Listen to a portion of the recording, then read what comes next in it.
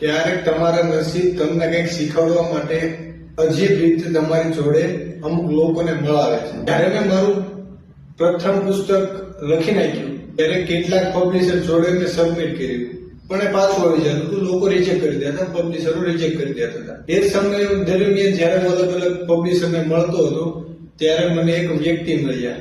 એક હતા જાણીતા રિયલ એસ્ટેટ ડેવલપર. તેમને મારી બુકના થોડાક પેજ વાંચ્યા અને વાંચતા તેમને મને કીધું કે let's me publish this book under my name, you can be a ghost writer. એમને એક રકમ ઓફર કરી મને. ઓનેસ્ટલી કહું તો બહુ મોટી રકમ હતી. એટલે કે હું જો મારી બુકને પબ્લિશ કરું મારા નામથી તો કદાચ એટલી બુક સેલ ન થાય જે અમાઉન્ટ એમને કીધું એટલી, અને એટલું અર્નિંગ ના કરી શકું કે એક્સેટ્રા. પણ છતાં મેં એમને ના કહી દીધી. મેં એમને કહી દીધું સોરી સર. કારણ કે એક વાત મને એ વખતે સમજી ગઈ, જો એ વ્યક્તિ જે એ લેવલનું માણસ છે જે મારું લખાણ પોતાના નામે પ્રકાશિત કરવા માંગતું હોય તો કદાચ મારા લખાણમાં કાંઈક તો ખાસ હશે ને.